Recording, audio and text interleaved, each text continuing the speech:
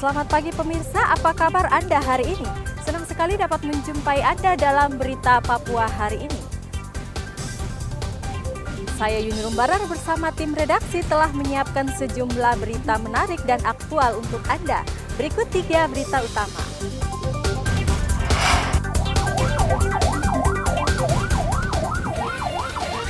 Warga Merauke digegerkan penemuan mayat di halaman rumah.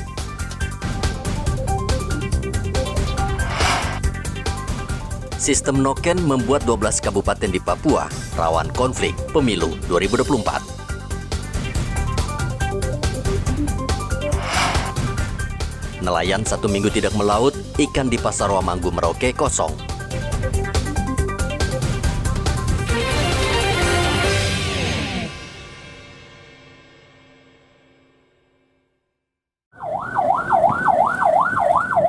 Mayat pria ditemukan tergeletak bersama sepeda motor di halaman rumah Jalan Ternate, Merauke, Selasa kemarin. Kejadian ini mengejutkan warga yang kemudian langsung melapor ke Polres Merauke. Dari hasil olah TKP ditemukan identitas korban bernama Rain, berusia 55 tahun. Franciscus, saksi yang bekerja sebagai penjaga rumah, mengatakan saat itu baru keluar rumah dan terkejut melihat mayat tergeletak di halaman rumah. Tadi saya dari dalam, ada bersih-bersih kamar, terus saya pas begitu keluar, orangnya ada tidur di luar. Di samping motor itu ya? Iya, cuma begitu saja. Begitu saja ya? Iya. Terus langsung kau kasih tahu siapa? Saya langsung telepon yang punya pos. Polisi menyita sejumlah barang bukti seperti dompet, sandal, dan lainnya, namun belum bisa memastikan penyebab kematian korban. Jasad selanjutnya dibawa ke Rumah Sakit Umum Merauke untuk diautopsi. Tadi kita terima laporan dari masyarakat. Siap. Kita langsung ke sini karenanya ada seorang laki-laki yang tertelungkup baring gitu. Nah, barang bukti yang didapatkan di TKP apa aja Pak Kasat? Kalau untuk barang bukti tidak ada, hanya barang almarhum itu kita amankan. Apa saja Pak? Dompet, kunci motor, ya termasuk sendal, mungkin helmnya gitu juga.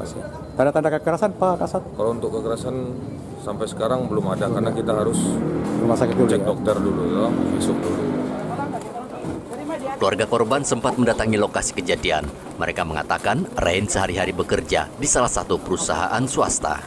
Muhammad Ridwan melaporkan dari Merauke, Papua Selatan.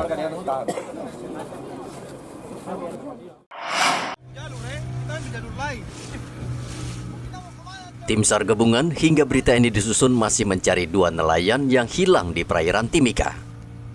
Pada operasi pencarian hari ketiga, tim SAR kesulitan karena hujan deras mengganggu jarak pandang. Selain itu, tim SAR juga terkendala gelombang laut yang tinggi, namun pencarian korban tetap dilakukan.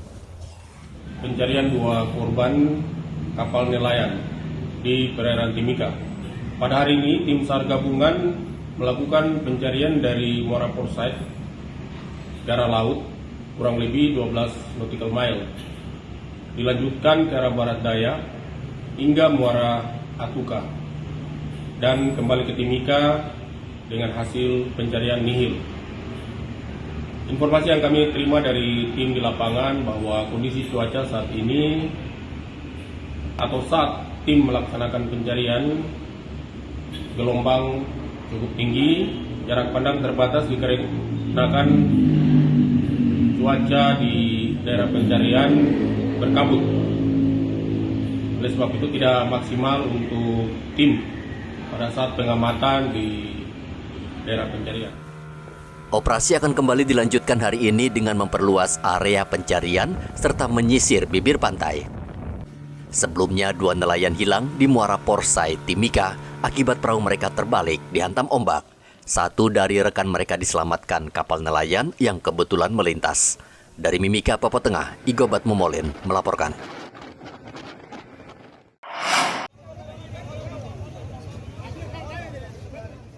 Ketua Dewan Adat Wilayah 3 Doberai, Papua Barat, Keliopas Meidogda, memastikan bentrok antar 2 kelompok warga yang terjadi di Manokwari Sabtu lalu tidak terkait dengan bentrokan antar suku.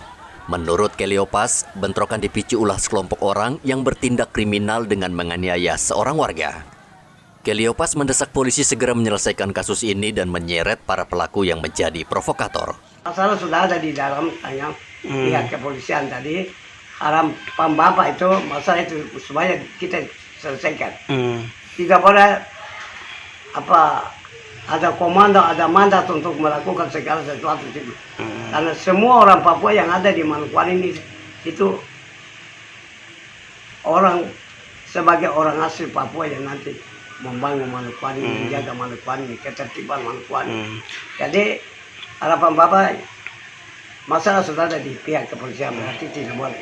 Kita minta kepada pihak kepolisian supaya menyampaikan secara tegas kepada masyarakat apa ya secara intern ke dalam itu keluarga Saiba. Bapak Pendeta Saiba punya anak-anak kuliah. Jangan kita lakukan sesuatu lagi supaya masalah ini cepat kita selesaikan. Dua kelompok warga saling bentrok di Jalan Pahlawan, Manokwari. Bentrokan dipicu penganiayaan terhadap seorang warga dan anaknya saat hendak membeli daging. Selain menganiaya, pelaku juga membakar kendaraan korban.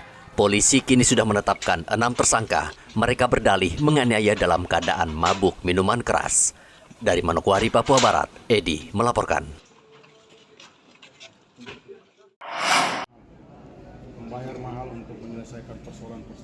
Kepolisian daerah Papua telah memetakan 12 kabupaten rawan konflik pada pemilu tahun 2024. Kapolda Papua Irjen Polisi Matius Fakiri mengatakan ke-12 kabupaten tersebut akan menjadi perhatian serius Polda Papua agar kerusuhan pada pilkada sebelumnya tidak terulang pada pemilu 2024.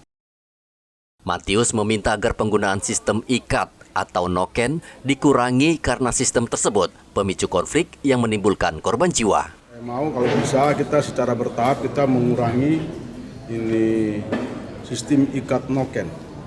Karena sistem ikat noken bagi saya itu selalu menimbulkan korban-korban dampak daripada pesta demokrasi ini. Korban-korban sia-sia lah.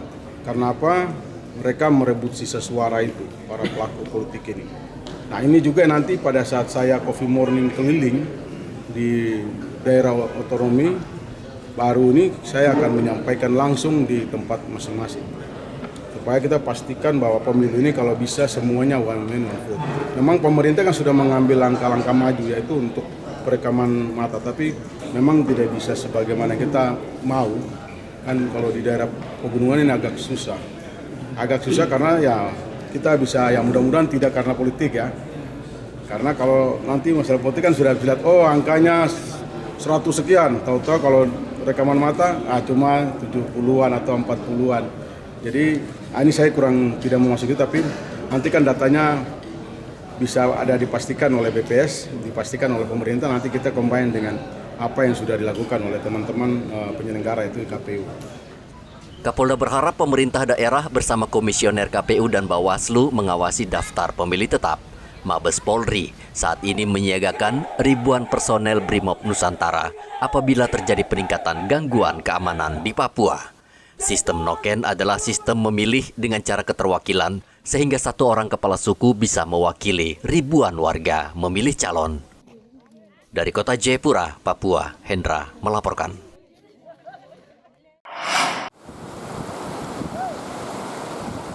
Cuaca buruk yang terus melanda perairan selatan Papua menyebabkan banyak nelayan takut mencari ikan di laut.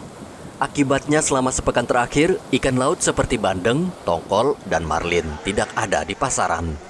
Ini Pak, kenapa kosong di pasar ini? Karena ini Pak, cuaca ini sekarang agak-agak ombak ya? Maksudnya iya. Sudah berapa lama itu? Sudah ada sekitaran 2 minggu ini cuaca begini. Jadi ikan laut sekarang selesai nih? Ya. Ikan lautnya sekarang bagaimana ikan laut? Kalau ikan lautnya karena nggak ada yang di laut makanya Kosong. iya kosong, nggak ada ikan laut. Sampai kapan itu Pak kira-kira? Ya mungkin kalau saya lihat cuaca sih mungkin sekitar 3 hari 4 hari sekarang ini kalau cuaca begini mungkin sudah ada yang turun. Penjual ikan di Pasar Wamanggu lebih banyak menjual ikan sungai dan itu pun tidak banyak. Muhammad Ridwan melaporkan dari Merauke, Papua Selatan.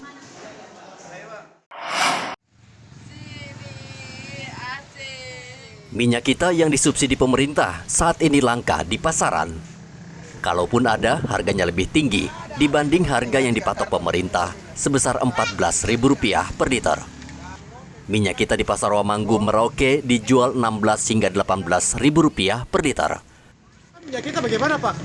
Itu sudah, Pak. Ini barang ini sudah mulai langka. Jadi yang kemarin kita jual itu 14 1 liter, itu sekarang sudah kita jual dengan 16 karena kelangkaan minyak kelapa di Merauke. Pemasoknya sudah tidak ada, tidak tahu bagaimana. Sudah naik sampai 16.000 1 liter, Pak. Minyak. Tapi sekarang ada stoknya? Stoknya sudah habis, Pak. Kalau kita ini sudah habis stok, itu paling tinggal berapa karton, 2-3 karton saja yang ada. Nah, itu yang bikin naik ya? Ya, itu yang bikin naik, Pak, sekarang. Ini orang sudah beralih ke minyak kemasan lagi yang lama punya, macam Bimoli apa. Oh gitu ya? Iya, Pak. Kelangkaan minyak kita di Merauke dimanfaatkan para pedagang yang nakal untuk menaikkan harga. Warga berharap pemerintah turun tangan untuk membenahi distribusi. Muhammad Ridwan melaporkan dari Merauke, Papua Selatan.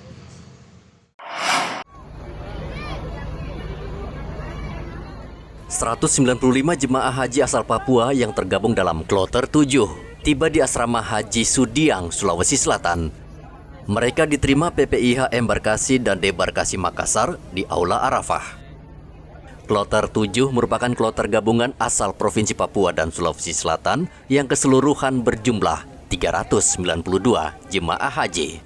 Seluruh jemaah haji dalam kondisi sehat, namun satu orang masih dalam perawatan di Arab Saudi karena sakit. Setelah dari Makassar, jemaah haji akan pulang ke daerah masing-masing. Kloter 7 yang di dalamnya tergabung Kabupaten Pangkep, Kota Makassar, Kabupaten Merauke, Kabupaten Bovendigul, Kabupaten Mapi, dan Kabupaten Yapen telah tiba dalam keadaan selamat, di mana untuk Papua ada 196 jemaah yang diberangkatkan. Namun malam ini memang yang kembali adalah 195 dalam keadaan sehat walafiat, karena yang satunya masih mengalami perawatan di Arab Saudi. Mudah-mudahan dengan doa kita semua, jamaah kita yang masih dirawat bisa cepat pulih agar kemudian dia bisa mutasi untuk bisa kembali ke tanah air. Jumlah jamaah haji Provinsi Papua yang tergabung di Kloter 7 ini adalah 196 jamaah haji dan tiba di tanah air di embarkasi berjumlah 195 jamaah. Satu posisi masih di Arab Saudi karena sakit dan satu ini masih dirawat di rumah sakit di Arab Saudi. Dan alhamdulillah jamaah dalam kondisi sehat, baik yang lansia maupun yang kategori sehat secara fisik, dan telah menerima pelayanan kami sesuai dengan SOP yang diberikan kepada panitia. Dan alhamdulillah mulai tadi malam dan hari ini mereka bergerak pulang ke daerah masing-masing. Satu orang jemaah Indonesia yang masih dirawat di rumah sakit di Arab Saudi berasal dari Kabupaten Merauke dan sudah berusia lanjut. Saat ini ia dirawat di rumah sakit Saudi. Selain itu juga ada 7 jemaah haji yang terpaksa menggunakan kursi roda karena faktor usia. PPIH Papua berharap jemaah haji meraih kemabruran dan menerapkan amalan baik dalam kehidupan sehari-hari. Dari Makassar, Sulawesi Selatan, Hendra melaporkan.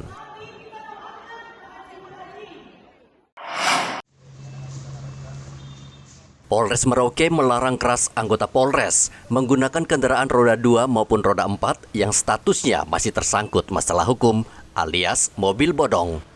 Kapolres Merauke AKBP Sandi Sultan mengatakan polisi merupakan penganyam masyarakat sehingga sudah sepantasnya taat dan paham tentang hukum. Sandi akan memecat anak buahnya yang tertangkap basah mengendarai kendaraan bodong. Ia juga meminta surat atau dokumen kendaraan bodong tersebut diurus agar jelas statusnya. Menggunakan kendaraan roda 2, roda 4 yang bodong sudah saya sampaikan. Ya, kalian cuma 2 pilihan. 1, dikembalikan ke negara. Ya. 2, kalau memang ini tidak ada pemiliknya. Kalau ada pemiliknya, kembalikan kepada pemiliknya. Rugi Anda. Siapa suruh? Ya, beli mobil bodong. Yang kedua, ya, ini sanksinya berarti dua pilihan ya. Yang kedua, berarti dia aman. Dia kasih aman berarti. Itu. Kalau dia tidak mau kasih, ya sudah. Berarti sanksinya pecat. Karena itu barang curian. Terkait kendaraan dengan nomor polisi dari luar Papua yang saat ini banyak beredar di Merauke, Kapolres Merauke tidak mempermasalahkan selama dokumen kendaraan lengkap dan pemiliknya jelas. Muhammad Ridwan melaporkan dari Merauke, Papua Selatan.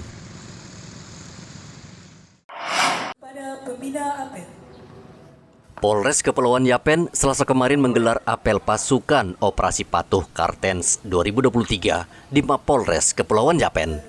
Apel dihadiri anggota TNI dari Kodim 1709 Yapen Waropen, Polisi Pamong Praja, Dinas Perhubungan, dan Damkar.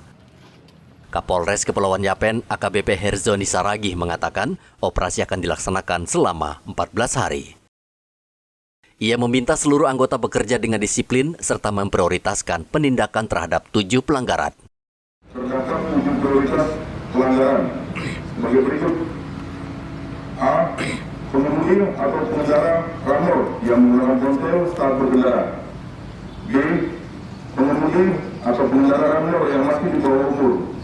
C. Pengemudi atau pengendara sepeda motor yang berboncengan lebih dari 1 orang. D.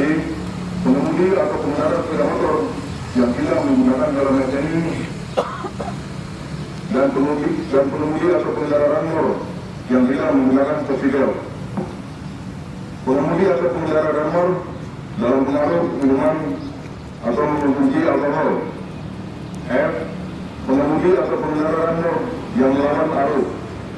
G. Pengemudi atau pengendara ramor yang melebihi batas kecepatan. Ratusan polisi di Polresta Sorong juga menggelar apel Operasi Patuh Mansinam. Operasi Mansinam digelar untuk membuat patuh masyarakat dalam berlalu lintas serta menekan angka kriminalitas di jalan raya. Jadi kita dalam pelaksanaan Operasi Patuh Mansinam 2023 ini melibatkan kurang lebih 47 personil dari lalu lintas. Dan dibantu juga bersinergi kita dengan Disub dan instansi TNI, POM dan instansi terkait lain. Sementara itu di Timika, ratusan polisi mengikuti apel gabungan Operasi Patuh yang digelar di halaman Mapolres Mimika. Kapolres Mimika AKBP Gede Putra meminta aparat lebih mengedepankan himbauan. Tingkat kesadaran akan kepatuhan terhadap peraturan berlalu lintas masih tergolong rendah. Kita menyadari bahwa dalam mengatasi permasalahan bidang lalu lintas tersebut, kita tidak bisa berdiam diri.